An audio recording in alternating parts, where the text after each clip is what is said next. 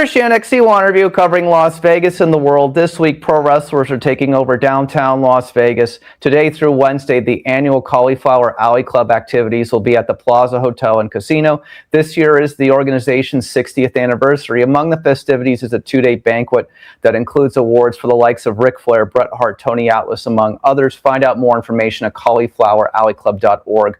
Today, we welcome three wrestlers who serve on the board of the Cauliflower Alley Club. They're part of the organization. The organization, of course, helps pro wrestlers who are dealing with difficult times. First, we have Brian Blair, of course. He's the president and CEO of the CAC. Second, Ricky Santana is the CAC secretary. And finally, Vance Nevada, wrestler, editor-in-chief of the Ear newsletter, and a wrestling historian. They're all here today to talk about the importance of the CAC. Guys, thanks so much for being on CYInterview today. How are you? Great, Chris. Thanks for having us. Chris. Thank you for having me.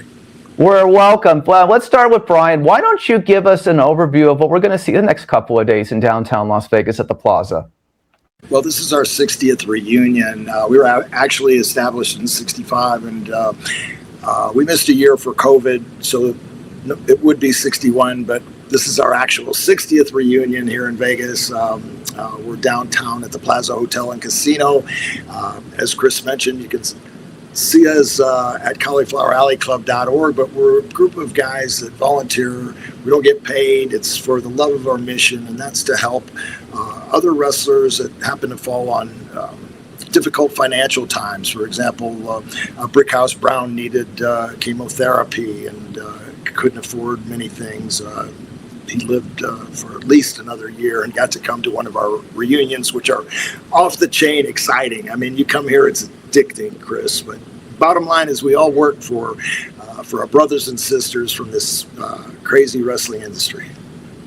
Oh, no denying that. So just, Brian, before I ask your buddies there with you a couple questions, how many wrestlers go to this on an ongoing basis? Hundreds. There are thousands that come. We are just about sold out. We have like maybe 8 tickets left, Chris, and it's just so exciting to see people like Bret Hart, Natty Neidhart, all these Ric Flair, all these people, the Glamour Girls, Lilani Kai and Judy Martin, all these people that we grew up with, and they're here. They're excited because they're giving back, and to hear their stories and see them inducted into our Hall of Fame is a really exciting time. No denying that. So let's go over to Mr. Vance. Give us a little history of this organization. You're a wrestling historian. Is this the first Hall of Fame? Is this one of the first Hall of Fames? What's the story? Well, I think in terms of first Hall of Fame, no. But what we've heard from legends like Harley Race is it's the most meaningful because it's really selected by a jury of your peers, right? People that have traveled the roads and have paid the sacrifices. They're the ones that are just saying, hey, you've made a memorable, lasting impression on this industry. So that's where it really holds value for a lot of the people that are here. And, you're looking at 3 former honorees right here, and you definitely can attest to that. That's definitely significant. What should people know when it comes to the wrestling history about this organization? Obviously, you guys are here to help guys who are down on their luck, difficult times, challenging times. But what should someone generally know about this organization, Vance? I think that what people don't realize, and certainly when I have conversations with people, they're stunned to realize that, the gentlemen like here on the panel today, they weren't able to get health insurance benefits when they were wrestling full time. No insurer would cover it. And so now these people that, we watched on television growing up, now the consequences of those decisions early on are catching up with them. Now they need to get new knees, new shoulders, back surgeries. And there is no mechanism for that. There is no health plan for that. And so, to have an opportunity, an organization that is taking care of wrestlers, this is very important work. Ricky, you have wrestled all across the world, my friend, many different promotions. What does this organization mean to you, the organization secretary? Tell me what it means to you. For me, when I was breaking into this great sport and business that you want to call it, I was always taught to respect the people that came before you, and obviously the people that are going to come after you. And I firmly believed.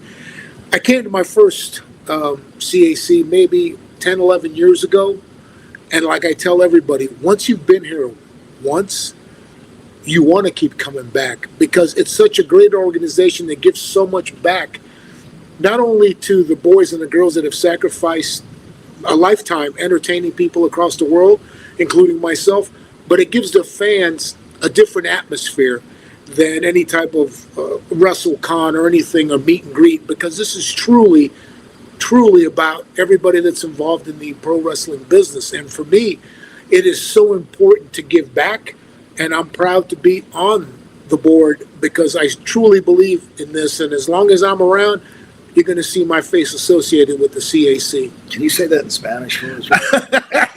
There you go. There you go. You're putting him on the spot. Yeah, uno se siente orgulloso de lo que yo he hecho en este negocio, pero a mí no se me olvida donde yo comencé. Y me enseñaron de temprano de que no te olvides que hay gente que enseñaron bastante y hay gente que te van a enseñar en el futuro. Y todos necesitamos ayuda cuando llegue el momento. So, por favor, venga, da su apoyo, porque esto es una organización que nadie te va a decir que es igual a cualquiera. Y te invito personalmente que vengan y disfruten de lo que hacemos aquí en el CAC. Muy bien, even though I had no idea what he said. Muy bien. You know, there you go. But hey, listen, big, obviously Spanish speaking, huge pro wrestling fans. Obviously, we got a bunch of them here in Las Vegas. Brian, let me just ask you. So, for wrestling fans in general, maybe they've never been able to get to the CAC. How can they help the organization aside from obviously coming to the banquet every year and coming to the events? Well, I'm glad you asked, Chris. You can go to our website once again, Cauliflower, like the Vegetable Alley Club.org, CauliflowerAlleyClub.org, and for $35 you can become a member. $35 a year. I mean, that's the best deal going. And $400 for a lifetime. We have a donate button if you just want to donate. A lot of people donate, and they don't come to the reunions. A lot of people join as a member because there's benefits like Big V here, Vance, puts together a tremendous newsletter, and we call it the ear for those of us that have cauliflower ears. It's called the ear, and the old timers, named it that. One of the guys that helped get this off the ground, Art Abrams, didn't he have a print? He did. Printing press in his garage. That's printing press in his garage. Yeah, and they started the ear, back in '65. Little newsletters or shortly after, and Vance does a great job of that. So you get copies of those. You're entitled then to, like Ricky said, this is not like a meet and greet. This is a club, and everybody's welcome. We're a big tent. We don't talk politics. We don't care what we love everybody. It's a room full of love. It's a room full of people, like-minded people that love the professional wrestling industry. There's all kinds of activities. It's $165, $165 to come here. It includes 2 dinners, includes all these seminars. We have so many activities, from DDPY yoga to, oh gosh, Chris, we have pool parties. We have something called Ales and Wrestling Tales, where you can have beer and you listen to the wrestlers tell road stories. It's the greatest value there is. The Plaza Hotel and Casino is amazing for us. It's like everybody realizes that we're a charity. We all work for free. We are the most efficient. WWE, after auditing our books, said we are probably the most efficient, effective charity on the planet. 501c3 not-for-profit on the planet.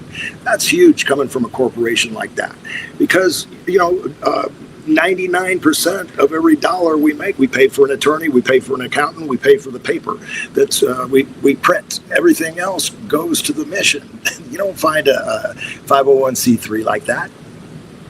Vance, I'd love for you as a wrestling historian to kind of give our audience the Cauliflower Alley Club has been now in Vegas for 25 plus years. Why did it move here? Well, we started in LA. And it started as a very informal gathering of retired boxers and wrestlers. And then the move to Vegas, was partly strategic, right? Vegas is a global destination. And so when you look at the membership of the club now, where we've got members that are here at the reunion this year from age 15 to 82, right? You've got this like multi-generational mix of people starting their careers, people now celebrating the end of their careers, and in between. And so it's really this fantastic mix of people, just like the brethren of professional wrestling, unified through a genuine love of the game. Yeah. Great. So let's go down the line now, and we're going to start with Ricky. Why don't you all tell us what you think is your career highlight? What would you say, Ricky, is your career highlight? My career highlight was when I stepped into the ring as a young kid in 1987 against Ric Flair for the world title in Louisville, Kentucky. And I didn't know I was wrestling Rick until I got to the building. And that was something that, for me, I've gotten to that plateau. So that was one of my biggest milestones, other than, obviously, traveling the world. Yeah. Brian, is it WrestleMania 3 for you? I wonder. Yes, I mean, I've had several matches with Rick, and that's a big deal. Let me tell you, Ricky, that's a big honor. When you've wrestled Ric Flair, that means you've got to the dance. Yes, WrestleMania 3 was, I loved, God, there's so many, the big event, the Frank Tunney tournament, all the different things, Survivor Series, Royal Rumble, but WrestleMania 2, 3, 4 was fun, but 3 would probably be the highlight. Yes, Chris, you guessed it. What do you remember about walking to the ring in WrestleMania 3 with Jim? Oh, wow. It was like electricity. It was like, it was amazing, because here we are in a modified golf cart going out in front of over 90,000 people in a pair of modified underwear. And, what a feeling. It's just like, wow, I'm awake. I'm alive. Vance, favorite memory from your career? If it was in ring, probably working with Adam Pearce, who at the time was the NWA World Champion, and I got to have 3 matches with him as a champion. But I think, one of the sort of highlights that's underscored is the relationships that I've made through the Cauliflower Alley Club. We're now, I first met Brian when I was 17 years old, just thinking about getting into wrestling. And the advice he gave me was, he gave me a very firm handshake, and he said, exhaust every other career possibility first. So it became wisdom that I didn't listen to. But I'm glad that I didn't at that time. But I take a lot of wisdom from Brian now. And so a lot of those guys that were my heroes and my inspiration for getting into professional wrestling now, not only am I peers with them, now I get to have a role in helping them to make sure they've got a good quality of life and give back through that respect, through the work that we do with the club, and other things that we do that are off the record, that are just, genuine appreciation. Absolutely. Okay, we'll go down the line one more time. Favorite road story out of the ring that you can actually tell to an audience? We'll start with Ricky. Oh, okay. I got to rewind the clock. I was in Puerto Rico, okay, and we happened to have a mountain town, and it's way up in the mountain. It's the coldest spot on the island, and I'm with the Cuban assassin and his wife Fantasy, who was the valet, and we're driving around trying to find the building. So Cuban goes to me, he says, I thought you knew this island better than the Puerto Ricans. How come you can't find this building? I said, man, I know it's here. So I turn around and I go, you know what? I'm going to go ask that gentleman over there. And he goes, the guy at the bar? I go, no, the officer. And he goes over there and he goes, okay, follow me. 2 minutes, literally 2 minutes on the right-hand side. And we rode around for about an hour and a half trying to find the building. And it was 2 minutes on the right-hand side. Of course, there's no street lights. There's no stuff. Just kept going around and around the mountain. But it's one of those things that you learn on the road. There was no GPS. I had a Rand McNally. You opened it up and you looked. I thought I had it down, but with no road signs. I don't know Road 52 from 87. They'll tell you it's the yellow house on the corner, not to be on the right, but on the left. Make a turn, go up to the big palm tree, make another left, and it's one of those things that you learn when you're in Puerto Rico. Yeah. No Google, no nothing. Yeah. I can only imagine, Brian, favorite road story that you can actually tell. You probably, Chris, you're a wise man and you've been around the block. You're one of the most intelligent guys, Hollywood wrestling. And you already know you guessed my high spot for WrestleMania 3. So probably the time I was with Jack and Jerry Briscoe in Florida Championship Wrestling when we used to have territories. We went down south to a town, and there's a place you have to cross on the way you go there and back. There's a toll called Yeehaw Junction. So it's kind of secluded a little bit, but there's a big restaurant by there, and truck stop, a few things, small town. We go down there, and on the way back, we hear this horn honking, and there's Pat Patterson, Louis Dondero, and the Great Mephisto, and they're in Pat Patterson's brand new gold Lincoln Town car, and out of the moonroof is "We're Getting Mooned," and so the Briscoes say, "Gosh darn, that Pat Patterson's always messing with you, Brian. Like, how can we get him back?" I said, "Yeah, how can we get him back? How can we get him back?" All of a sudden, I hear, "I'll tell you what, we'll pull over. We're on the way back now. The Yeehaw Junction tolls at about 20 miles or so. We'll pretend like we're using the bathroom because we used to drink beer and all that crazy stuff, which you shouldn't do, especially when you're driving anyway." And so we pull over. They talk me into getting in the trunk. I get into the trunk because I'm going to moon them back. And we pull over because now they're going to pee. All of a sudden, and the music's real loud, and they're talking to me. "Can you breathe? Yeah, get ready to moon them." "Okay, I'm going to moon them good because I'm just starting. This is like my first week in the business. So I want to make everybody happy, and I want to get them back." And when I was training these guys, Pat Patterson is something else, but he was always trying to mess with me. So I figure I got him now, and we're at paying the toll. I'm in the thing, and I hear, "Okay, on the count of 3, 1, 2, 3. So the Gerald Briscoe's Lincoln Versailles trunk button pops open, and I start mooning them, and I hear the horn honk, and I'm waiting, and I turn around to see them, and they had backed into to the picture window of the Stuckey's restaurant. Somehow they got by the toll and everything, and I'm looking, and the whole window is filling up with people, and I don't know what to do now. I'm just sitting there barebutted, and I go to get out, and my pants were on my ankles, so I tripped. They saw more than a moon, and I went to get to the handle to get back in the car, and they kept going towards 301, Highway 301, and I'm trying to pull my pants up and get into the door, and they took off and left me there. But other than that, The first week in the business. If that doesn't get you not to do it, nothing will. That's crazy. Last one, Vance. Your favorite road story not in the ring. Yeah, you know what? That's going to be hard to follow, but in Canada, especially in the wintertime, we do a lot of tours up in the near Arctic where we're driving across frozen lakes to get to the towns. And I've done a few of these tours before, and I know that when you're driving across the frozen lake, when you're coming up to that water, that ice needs to be thick. So it needs to look like pure white. And if it's not pure white, then it's not thick enough to support weight. And so we came up over a hill, and I was driving, and we're coming down towards this body of water, and I say, that ice is too dark. It's not safe. And so I pulled to a stop, and of course everyone's giving me a hard time that I'm too scared. And I'd been on a few of these trips already, so I know. So I got out of the van, and they said, "Well, we think you're wrong, so we're going to test it." And so they decided they were going to send one of the wrestlers out on the ice to see if it was safe. And so they sent one of the midget wrestlers out, and he went right out to the middle of the river, and he's like jumping up and down doing cartwheels. I said, "He's 115 pounds. He's not the weight of a van." So he came back, and one of the wrestlers had been sleeping in the back of the van. He said, "What's going on?" And they said, "Well, this is what's happening. We think the ice isn't safe."